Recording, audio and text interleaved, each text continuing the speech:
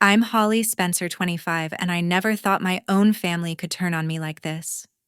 At dinner in Chattanooga, my brother leaned forward, his voice cold as ice, and said, "This house is no longer yours, Holly. You don't belong to this family." My mother's sneer hurt even more than his words, and my father's sharp nod felt like a slap in the face.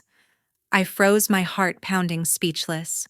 How do you react when your own family disowns you? Weeks later, they went on a luxurious Las Vegas vacation, leaving me behind until my phone lit up with 20 desperate calls from them. I stared at the screen, then turned off my phone. Want to know how I turned the tables on them? Stay tuned, this family drama is about to explode, and I'm just getting started. If you love shocking betrayal stories, hit that subscribe button and join me on this wild ride. That night's betrayal didn't come out of nowhere. Growing up in our house in Chattanooga, I always knew my place second best. My father ran a small construction company called Mitchell Builds, pouring every ounce of his energy into it. He'd come home covered in sawdust, talking nonstop about bids and blueprints. My mother, a homemaker, kept the house spotless and often entertained neighbors with her famous pecan pie. But their entire world revolved around my brother, 5 years older than me, 30 now, the golden boy destined to take over Dad's business. From the time I was little, my brother had a talent for stealing the spotlight. He'd help Dad at job sites, swinging a hammer like he was born for it, and Mom would beam, saying, "He's got your father's grit." Meanwhile, I sat there invisible, my report cards and art projects barely earning a glance.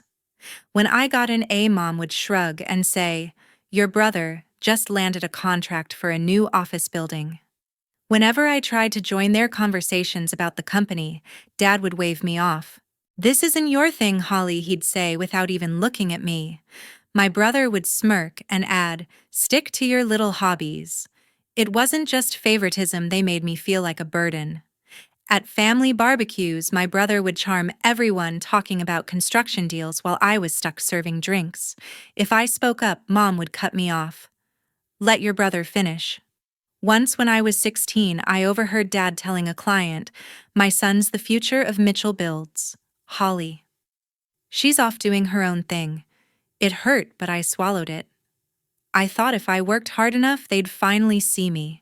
So I pushed through, got a marketing degree, and landed a job at a local ad agency. But even that wasn't enough. "Why can't you be more like your brother?" Mom snapped once. "He's building something real." My brother fed on their favoritism like it was fuel. He'd throw in sly, cutting remarks whenever he could. "Holly's too soft for the real world," he'd say, with a laugh like it was a joke.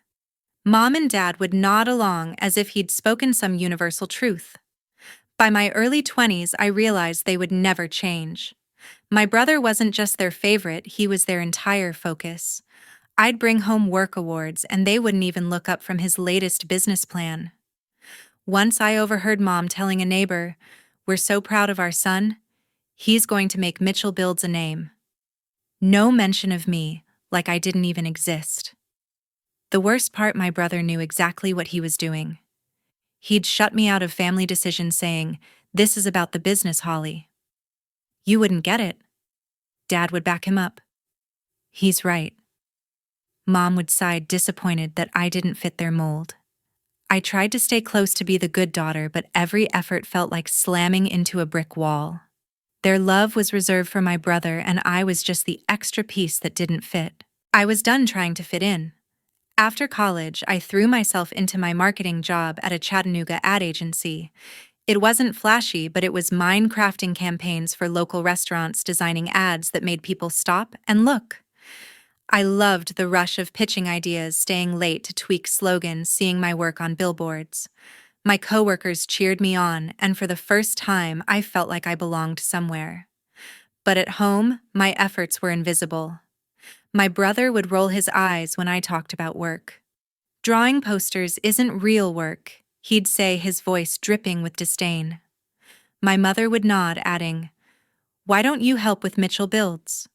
That's what matters." My father stayed silent, his lack of support louder than words. Things escalated when my brother started pushing me out for good. One night after a long day at the agency, he cornered me in the living room. "You're just taking up space here," he said, his arms crossed. "Why don't you move out? Let us focus on the business." I stared at him, my stomach twisting. "You're serious?" I asked. He didn't blink. "Dead serious. You don't belong here." I looked to my mother, hoping for a defense, but she just turned away, fussing with dishes. My father glanced up from his newspaper, then went back to reading. That was their answer. I wasn't worth fighting for. It got worse. My brother started meddling in family decisions, acting like he already ran Mitchell Builds. He'd push me out of discussions about the company's future, saying, "This is for stakeholders, not you." Once he even suggested I sign over my share of the family assets. "It's cleaner this way," he said, smirking like it was a favor. I refused, but the pressure kept building. My parents never stepped in. Mom would say, "Your brother knows what's best," and Dad would grunt in agreement. I felt like a stranger in my own home, my dreams dismissed as irrelevant. That dinner, when my brother said I didn't belong, was the breaking point. I couldn't take it anymore. My hands shook as I packed a bag, grabbing only what I needed, closed my laptop, a few photos. I didn't say goodbye. What was the point? They'd made it clear I wasn't wanted. I drove to my coworker Monica's apartment, my eyes blurry with tears. Monica, my age and full of fire, opened her door without hesitation. "You don't need them," she said, handing me a mug of tea. "You're killing it at work, Holly. Build your own life." Her words hit me hard. She was right. I had to stop chasing their approval.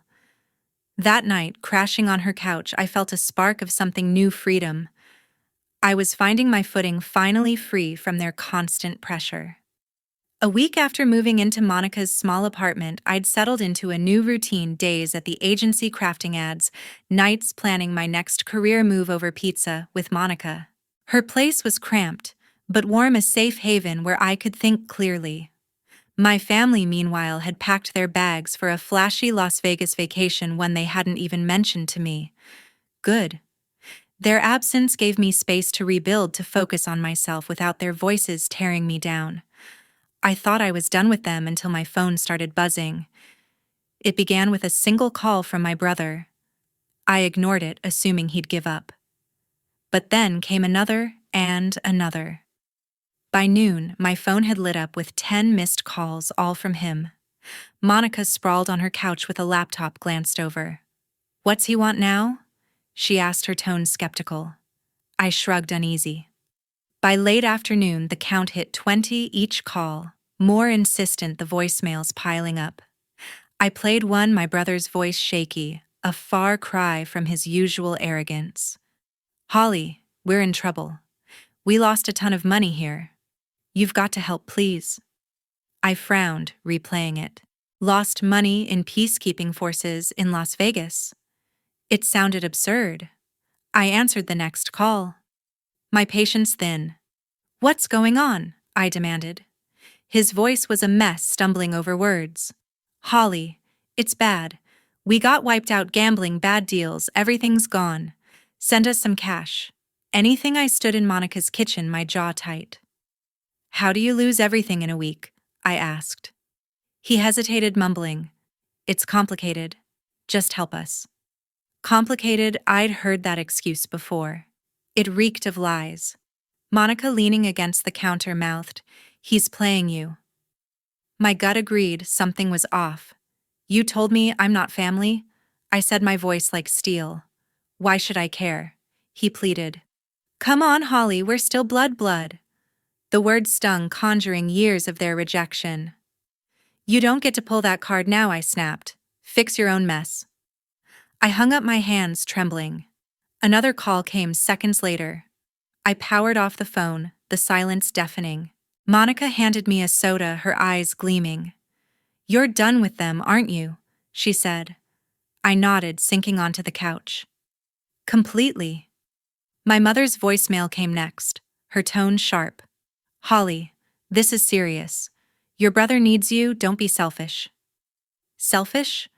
After they'd erased me from their lives, I deleted it. My father left one too gruff and short.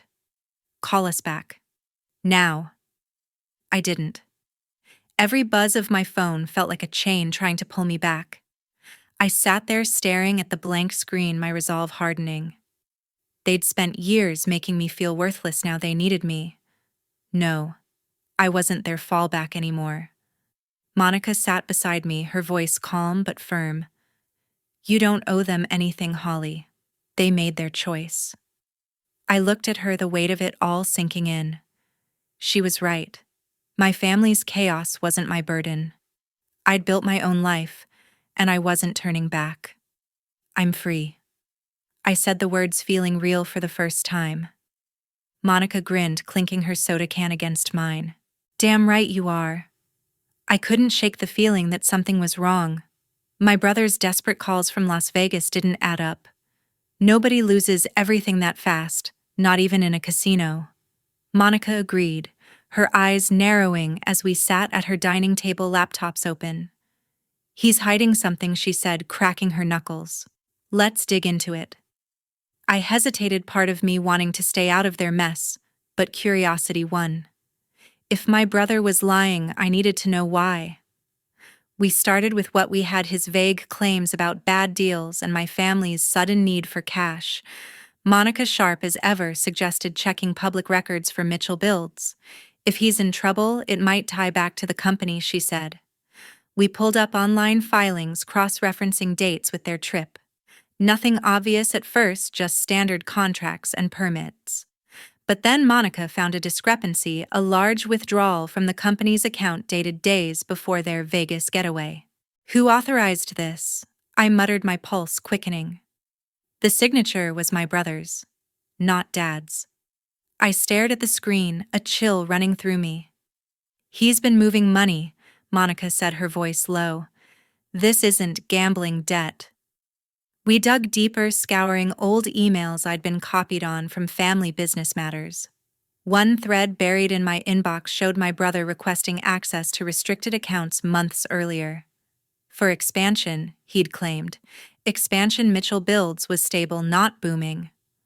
Monica hacked into a shared cloud drive, don't ask how, and found bank statements. My brother had transferred tens of thousands from the company to an unfamiliar account labeled personal investment. I felt sick. He's covering his own debts, I said, my voice shaking. Monica nodded. And dragging your parents into it.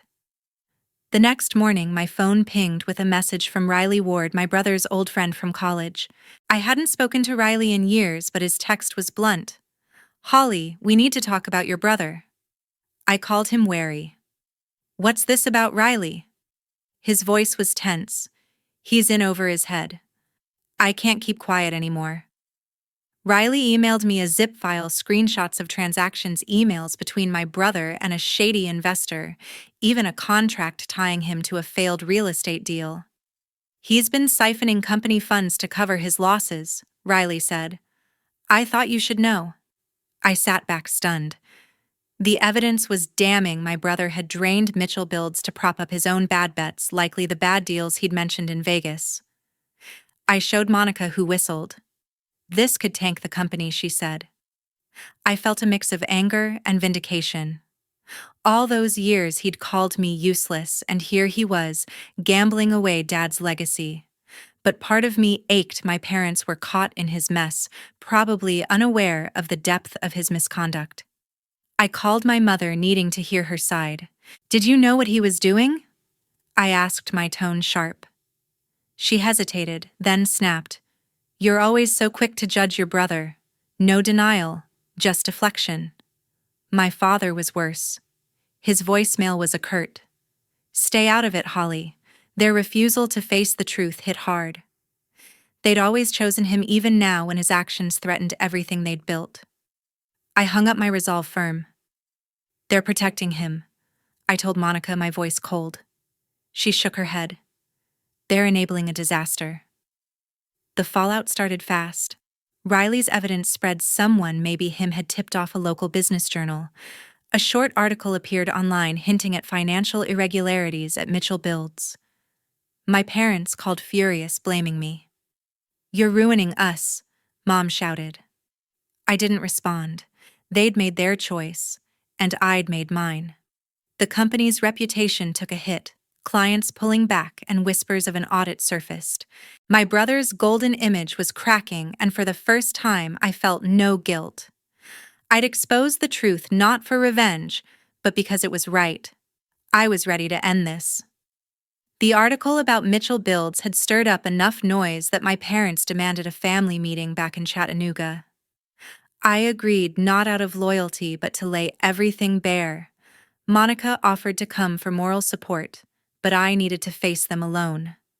I gathered Riley's evidence screenshots, emails, transaction records, and headed to our old family home, my stomach in knots, but my resolve unshaken. The living room felt smaller, the air thick with tension. My brother sat across from me, his face pale, avoiding my eyes. Mom fidgeted with her coffee mug, her lips tight, while Dad leaned back in his chair, arms crossed, his silence louder than any words. I didn't waste time.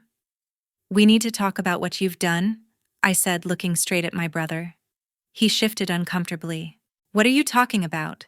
He muttered, but his voice lacked its usual edge.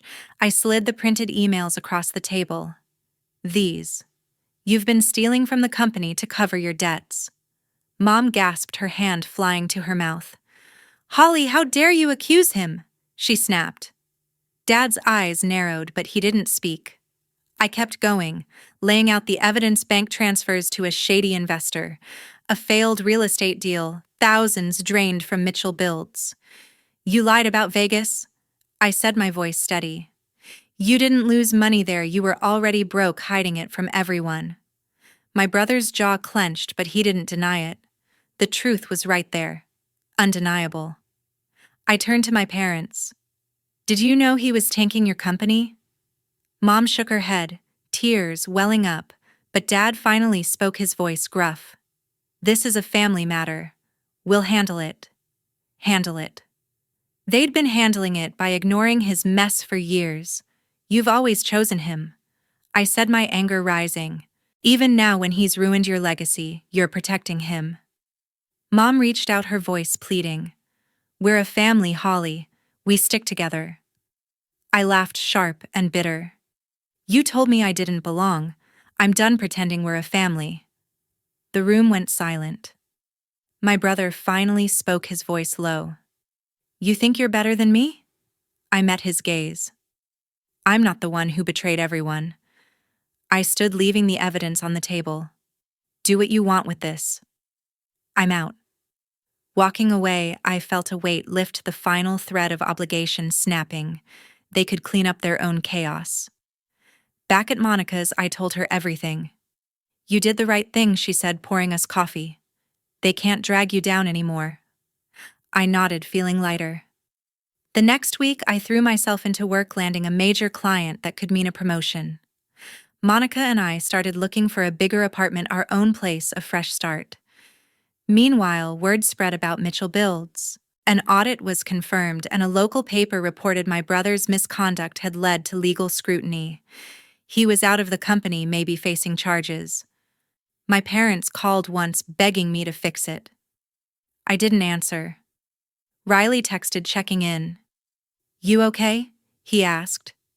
"Better than ever," I replied. For the first time, I wasn't looking back. My life was mine now, my career, my friends, my choices. The family I'd once fought for was gone, but I'd built something better. I was free, and I was just getting started. At dinner, my brother said, "This house is no longer yours," and my parents sneered. But later, I thought the worst was over, but they weren't done fighting dirty. Days after the audit rumors hit, my phone buzzed with notifications from an old Chattanooga community forum, our town's version of social media in the 90s.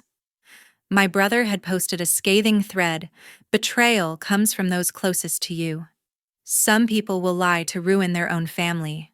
The replies poured in: neighbors, family, friends, even Mom's church group slamming whoever was tearing the family apart. Then Mom joined in her post, a gut punch, a photo of us as kids, captioned, "I raised my children to love each other, but one chose to destroy us." The subtext was clear. I was the traitor. Monica showed me the posts at her kitchen table, her face grim. They're trying to shame you into backing off, she said, scrolling through dozens of comments, some calling me selfish, others demanding I fix the family. My inbox filled with emails from cousins, uncles, even my old high school coach, all echoing Mom's plea, "Come home, make this right." My brother doubled down with another post claiming I'd fabricated lies to sabotage Mitchell Builds. The lies stung, but the strategy was obvious: paint me as the villain to protect his secrets. I felt the pressure building, their words clawing at my resolve. At work, colleagues whispered, their glances heavy with questions. "Ignore them," Monica urged, slamming her laptop shut. "They're desperate." She was right, but I couldn't let their smear campaign stand. I needed to end this once and for all. Grabbing Riley's evidence printouts of bank transfers, shady emails, and that damning real estate contract, I drove to my parents' house, my heart pounding like a war drum. The front door creaked as I stepped inside. My brother stood by the fireplace, arms crossed, his face a mix of defiance and panic. Mom sat on the couch, her phone still in hand, eyes red from crying. Dad was in his armchair, his expression unreadable, the TV muted behind him.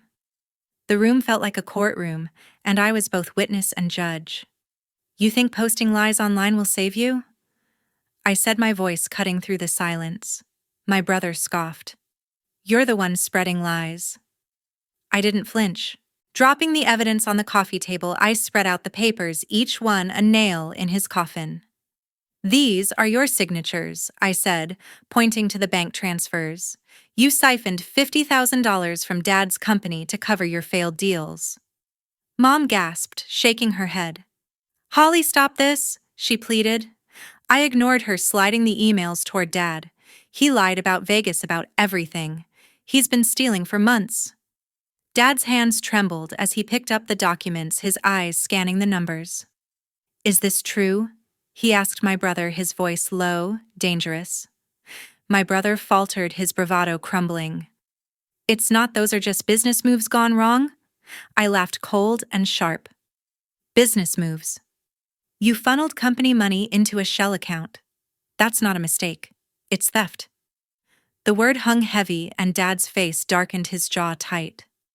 Mom tried to intervene, her voice shaking. "We're a family, Holly.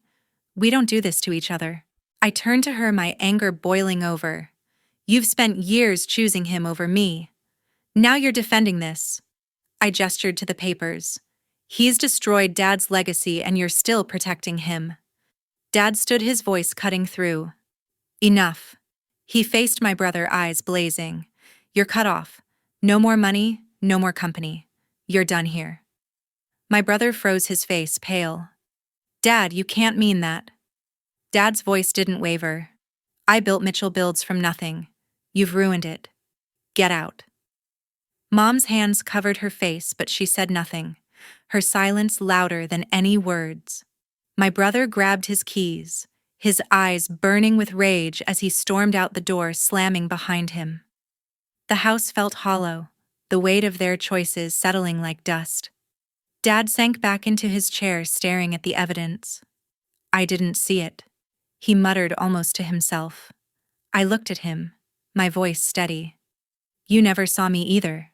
Mom's sobs grew louder, but she didn't speak, didn't defend him or me. I gathered the papers and walked out, the finality of it sinking in. Their online attacks had failed. Neighbors were now questioning their story, the forum threads turning against them as word of the audit spread.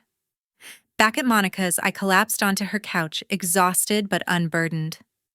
"It's done," I told her, recounting the confrontation. She grinned, handing me a mug of coffee. "You stood your ground.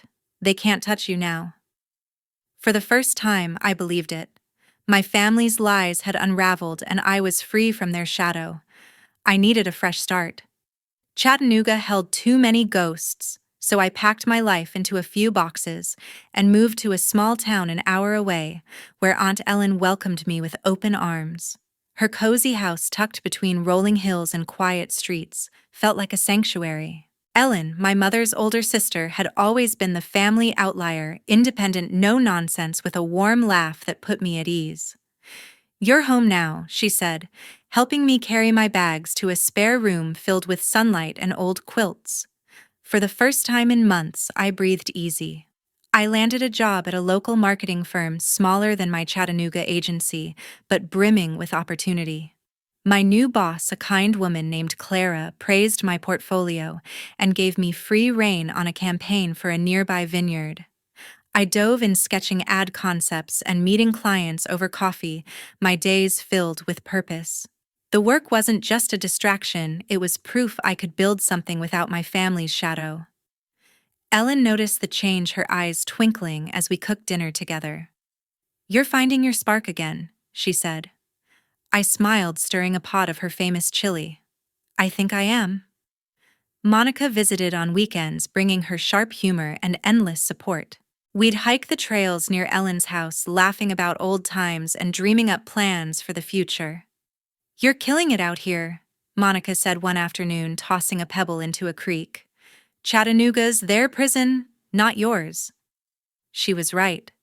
The distance from my past felt like freedom, each step forward lighter than the last. I was building a life that was mine, not defined by their rejection. Meanwhile, my brother's world collapsed. A friend from Chattanooga sent me a clipped article. Mitchell Builds had shuttered after the audit, its contracts canceled, its reputation in tatters. My brother, stripped of his role, couldn't find work. Whispers reached me through Ellen. He'd been seen crashing on friends' couches, his debts piling up, his charm no longer enough to save him. Once the golden boy, he was now a drifter chasing quick fixes that never came. I didn't gloat. There was no joy in his fall. It was just the consequence of his choices laid bare. My parents faded into silence. Mom sent one email, a curt note about needing space. Dad didn't reach out at all. Their absence didn't hurt like it once would have. I'd let go of expecting their approval. Ellen filled that void, her stories of resilience teaching me more than my parents ever did. "Family's what you make it," she said one night over tea, her voice steady. "You're stronger than their mistakes." Her words sank deep, reshaping how I saw myself. One morning, my phone lit up with a text from Riley. "You did the right thing, Holly," it read. "Exposing him saved a lot of people from getting hurt. Thanks." I stared at the message, a quiet pride settling in. Riley's words weren't just gratitude, they were validation. I'd stood up for the truth, not just for me, but for everyone my brother's actions had endangered. I typed back, "Glad it's over. Take care, Riley." His reply was a simple smiley face, but it felt like closure. Looking back, I realized the real lesson wasn't about winning or losing. It was about knowing my worth even when my family tried to erase it. They'd pushed me out, called me worthless, but I'd found my strength in standing alone. The truth had been my weapon, not for revenge, but for freedom. It exposed their lies, shattered their illusions, and set me free to build a life rooted in my own value. I wasn't defined by their rejection anymore. I was Holly Spencer, and I was enough.